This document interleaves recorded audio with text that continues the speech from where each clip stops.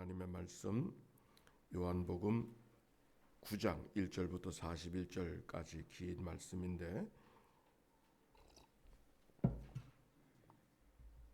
39절부터 보겠습니다. 39절입니다. 요한복음 9장 39절 시작. 예수께서 이르시되 내가 심판하러 이 세상에 왔으니 보지 못하는 자들은 보게 하고 보는 자들은 맹인이 되게 하려 함이라 하시니 바리새인 중에 예수께 있던 자들이 이 말씀을 듣고 이르되 우리도 맹인인가? 예수께서 이르시되 너희가 맹인이 되었더라면 죄가 없었으려니와 본다고 하니 너희 죄가 그대로 있느니라. 아멘. 이는 생명의 말씀입니다. 네. 오늘 성경에 있는 말씀은 요한복음 9장 예수님이 길 가실 때 나면서부터 소경된 자, 맹인된 사람을 고쳐주시는 이야기가 오늘 본문에 있는 이야기죠. 오늘도 여전히 오늘 이 말씀, 이 본문이, 이 긴 본문이 내 생의 마지막 설교의 본문이다, 이런 생각을 갖고 오늘도 말씀을 전하려고 합니다. 사람들이 예수께 물었어요. 나면서부터 맹인됐어요. 얼마나 불행합니까? 이 사람이 무슨 죄 때문에 이렇게 맹인이 되었습니까? 물었습니다. 이 사람의 죄입니까? 아비의 죄 때문입니까?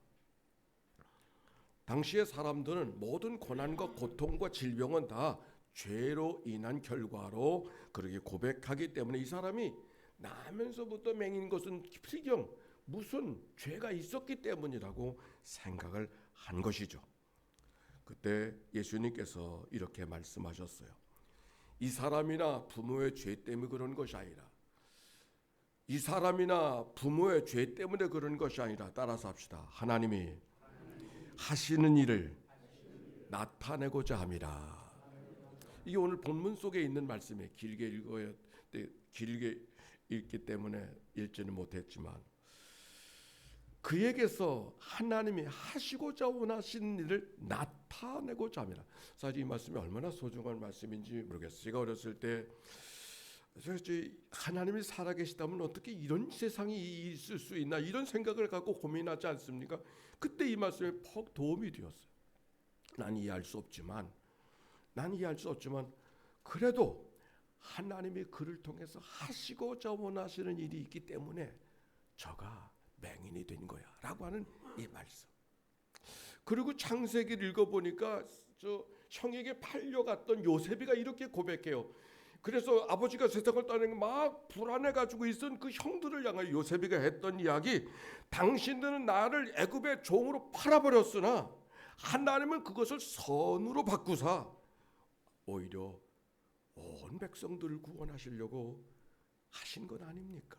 두려워하지 마십시오 했던 그 요셉의 이야기는 오늘 성경 이야기와 맞물려서 어린 신앙, 세상에 이해할 수 없는 일, 불행한 일, 정말 참 참담한 여러 가지 일들을 바라볼 때마다 참 이 말씀이 참 도움이 됐던 말씀인데 오늘 그 말씀을 지나가고 있습니다. 하나님이 하시고자 원하시는 일이기 때문이야. 그리고 예수님께서 땅에다 침을 뱉어서 진흙을 이겨서 그의 눈에 바르시고 실로암 못에 가서 씻으라고 하시니, 가서 그 씻었을 때 태어나면서부터 맹인되었던 사람이 눈을 뜨게 되어진 사건이 오늘 성경에 있는 이야기예요. 기적이 일어난 거예요. 그렇죠? 근데 성경은, 특별히 요한복음은 이 기적의 사건을 기적이 일어났다고 말하지 아니하고 뭐라고 이야기하면 이거는 표적이로다 이렇게 말해요. 기적, 미라클이 아니고 표적, 사인이라고 하는 이 말. 사인이라고 하는 것은 사인 자체가 목적이 아니라 뭔가를 가르치는 거죠. 공항에는 사인이 많아요. 무언가를 가르치는, 즉 이 사건이 뜨고 감고 하는 맹인이 되고 아니고의 문제가 아니라 이 사건을 통해서 하나님이 하시고 나와서 표적을 드러내기 위한, 무엇을 위한 표적인가? 성경이 이야기하고 있어요. 오늘 이 앞에 어떤 말씀이 있는 거니? 5절에 이런 말씀이 있어요. 따라서 합시다. 내가 세상에 있을 동안에는 무엇이라고? 세상의 빛이로다. 세상의 빛이로다. 아멘. 네. 내가 세상에 있을 때는 세상에 이거 예수님이 하신 말씀입니다. 즉 맹인이 눈을 뜨게 하신 것은 예수님이 누구인가? 세상에 오신 빛인 것을 드러내기 위한 사건이라고 하는 것을 이야기하고 있는 것이죠. 우리가 빛이 오면 어떻게 됩니까? 보이지 않던 것을 보이는 것만이 아니라 그것이 무엇인가, 어떤 의미를 주고 있는가를 바라볼 수 있게 되지 않습니까? 바로 맹인을 통해서 예수님이, 나사렛 예수가, 그저 자연인 예수가 우리의 구주 예수 그리스도인 것을, 세상에 빛으로 오신 분인 것을 드러내게 하기 위해서 지금 맹인이 그 역할을 감당하고 있다라고 하는 말씀이 오늘 본문에 있는 말씀이에요. 그런데 이상한 일이 벌어졌습니다. 눈먼 사람이 이제 눈을 뜨게 되어졌는데, 오히려 눈을 뜬 사람들이 어떤 문제가 있는가 하는 것을 알게 되어졌어요. 맹인이 눈을 뜨게 되니까 놀란 이웃들이, 이 사람이 앉아서 구걸하던 사람인데 어떻게 이 사람이 그 사람인가? 아니라고, 그럴 리가 없다. 그 사람은 눈을 갖고 있는데 눈을 뜨고 있지 않은가? 서로 사람들이 논쟁이 벌어졌어요. 맞다 안 맞다, 맞다 안 맞다. 그랬더니 그걸 얘기를 들은 바로 그 맹인이, 내가 그 거지 맹인 맞다. 예수라고 하는 사람이 진흙을 이겨서 내 눈에 발라주고 실로와 막아 씻었더니 내 눈이 이렇게 떠졌어. 근데 거기 문제가 하나 있었어요. 그렇게 눈을 뜨게 한 날이 어떤 날인가? 안식일이었었거든. 안식일날 눈을 뜬 게 왜 문제가 되는가? 안식일날은 예배만 해야 되는데 진흙을, 침을 뱉어서 진흙을 이겨서 눈에 발라주는, 안식일과는 상관이 없는, 제사와는 상관이 없는 노동이 거기 들어갔던 거예요. 그래서 안식일을 범했다고 하는 사실이 문제가 됐던 것이죠. 그래서 이 사람을 바리새인에게 데려갔어요. 바리새인들이 조사를 했습니다. 내가 어떻게 눈을 뜨게 되어졌는가 똑같이 이야기를 합니다. 진흙을 이게 내 눈에 발라서 내가 그것을 씻고 보나이다. 그들이 쉽게 결론을 내렸습니다. 아, 그 사람, 안식일을 지키지 않은 사람, 아니 그 못된 사람, 그 사람이 안식일을 지키지 않았으니 그 사람은 하나님께로부터 온 사람이 아니라고. 하나님께로부터 온 사람이 아닌데 어떻게 하나님만 하실 수 있는 일을 하게 되어졌느냐고, 오히려 나타난 현실을 정면으로 부정하는 이야기가 그 다음에 쭉 기록이 되어져 있습니다. 맹인이 지금 눈을 뜨고 있는데 아니라는 거예요. 예수님은 죄인이기 때문에 죄인이 도대체 그렇게 하나님만 하실 수 있는 일을 대신할 수 없다는 거예요. 다시 문제가 해결되지 않았어요. 그래서 또 부모에게 갔어요. 이자가 당신 아들이 맞소? 아, 글쎄 이 아들이 내 아들이 맞소? 그리고 이것이 맹인인 아들이 맞소? 그런데 어떻게 눈을 뜨고 있는 거요? 나도 모르겠소. 그자가 성인이니까 그자에게 직접 물어보시오.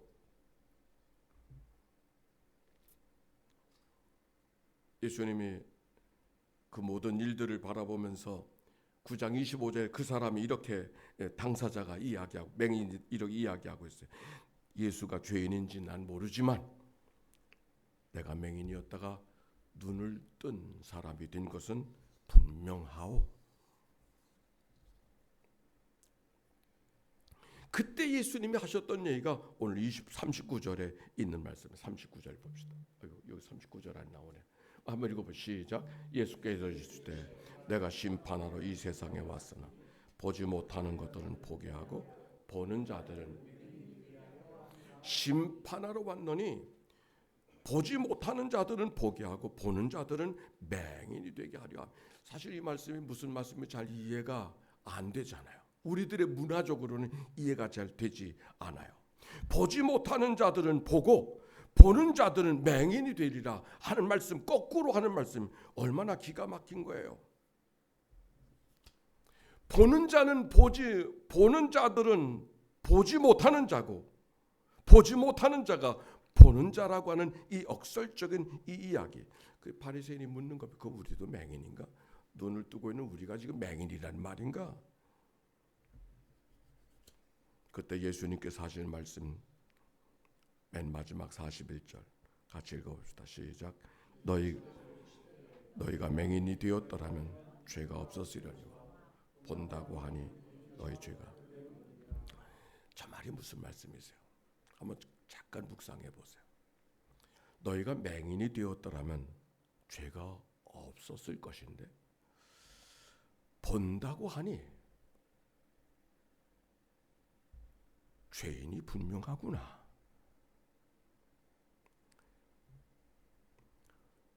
아는 게 없다고 하면 정말 내가 제대로 아는 사람인 줄 알겠다마는 모든 걸 안다고 하니 너 정말 아는 게 없구나. 내가 죄인으로 인정을 했으면 네가 하나님 앞에 올라갈 자리가 있겠지만 내가 죄가 없다고 하니 너 정말 죄인이구나. 내가 스스로 효자라 하니 너 진짜 불효자로구나.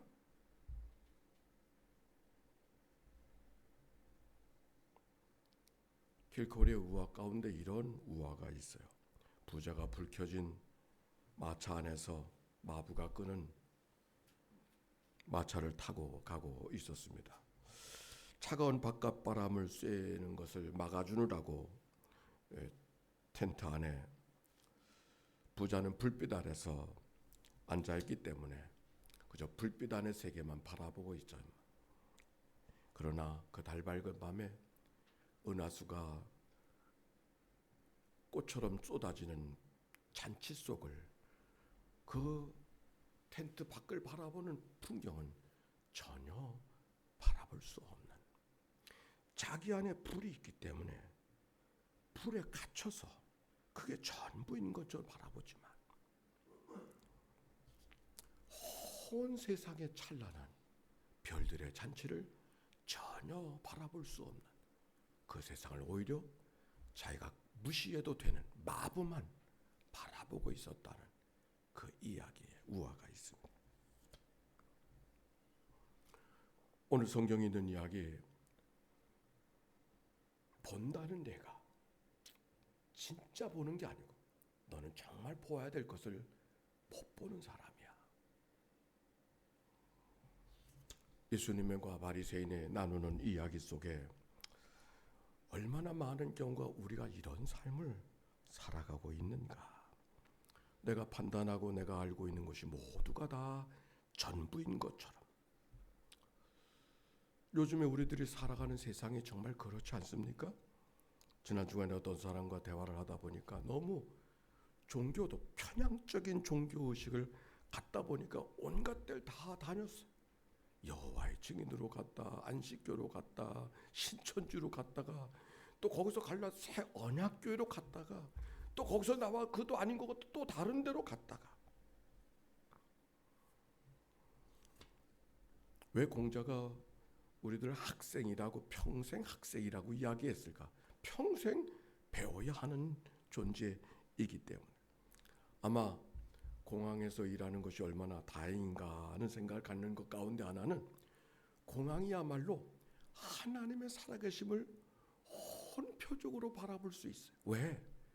보이지 않는 공기가 저 보이는 저 무거운 비행기를 하늘로 날라버리니까.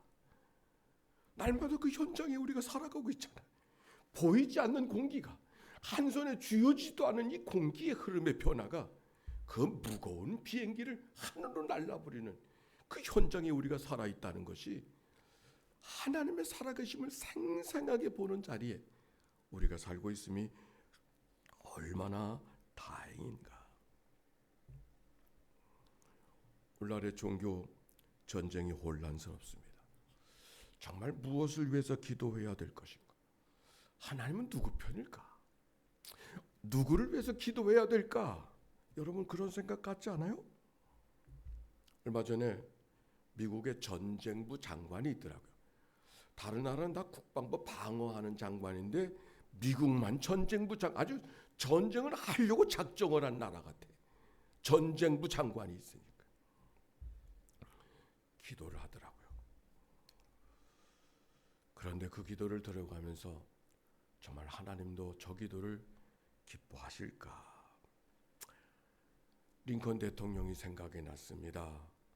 남북전쟁에 여러 가지 정치적인 노예 문제 때문에, 사회적인 시스템 때문에 하나님의 이름으로 싸웁니다. 남쪽 사람들도 하나님의 이름을 대고 북쪽 사람도 하나님의 이름을 대고. 그때 링컨이 하나님 앞에 기도했던, 우리 편 되어달라고 기도하지 말고 우리가 늘 하나님 편인가를 묻고 기도하라고. 하나님이 내 편 되달라고 기도하지 말고 내가 지금도 하나님 편에 있는가를 기억하고 기도하라고. 그래서 하나님의 뜻이 이루어지기를 위해서 기도해야 되지 않는가. 우리는 중동에서 벌어지는 여러 가지 전쟁을 바라보면서 마음의 안타까움을 갖고 어떻게 해야 될까, 무엇을 위해서 기도해야 될까, 우리는 기도하던 자니까. 그러나 너무 마음 아파할 거 없어요. 하나님의 뜻이 이루어지기를 위해 기도하고 하나님의 평화가 이루어지기를 위해 기도하되, 하나님의 평화는 중동에 필요한 것이 아니라 나와 관계된 내가 살아가는 삶의 현장에서 하나님의 평화가 필요한 것을 기억하고 손잡아주고 일상의 삶 속에 그 평화를 이루어가는 삶을 우리가 살아가야 되고, 그런 때가 오늘 우리가 살아가야 가야 할 때인 것을 깨닫게 되어집니다. 오늘 성경의 말씀을 9장을 읽었습니다. 8장에 이런 말씀이 있어요. 세상의 빛이 예수님이라고 하는 말씀이 8장에 또 한 번 기록이 되어져 있는데, 그 8장에는 우리가 아는 대로 가늠하다 현장에서 발각된 여인을 꾸짖는 얘기가 기록되어져 있잖아요. 죄 없는 자가 돌로 치라고 하니까 아무도 죄 없는 사람이 없어서 다 뿔뿔이 흩어지고 말았어요. 그때 예수님께서 하시는 말씀이, 나도 너를 정죄하지 아니하노니 다시 죄를 범하지 말라. 그 유명한 얘기가 있어요. 그런데 그 얘기가 한 다음에 하셨던 말씀이 소중해요. 요한복음 8장 12절 같이 읽읍시다. 시작. 나는 세상의 빛이니 나를 따르는 자는 어둠에 다니지 않냐고. 현장에서 가늠하다 잡힌 누가 뭐래도 죄인인 그 여자를 요해서 이야기를 마친 다음에 이어서 주시는 말씀, 저게 무슨 말일까요? 죄인이냐 아니냐를 묻고 싸우고 그것 때문에 논쟁을 벌이지만 주님의 관심은 이 사람이 죄인인가 아닌가, 그게 관심이 아니요. 뭐가 관심인가? 나는 세상의 빛이니 나를 따르는 자는 어둠에 다니지 아니하고 생명의 빛을 얻으리라. 죄인인가 아닌가, 어둠에 있는가 빛에 있는가, 됐는가 안 됐는가, 성공인가 실패인가, 그게 중요한 게 아니야. 내가 세상의 빛이니 어둠에 있는 자도 나를 보면 생명의 빛을 얻을 것이요, 빛 가운데 있는 자도 나를 보면 그도 생명의 빛을 얻을 것이다.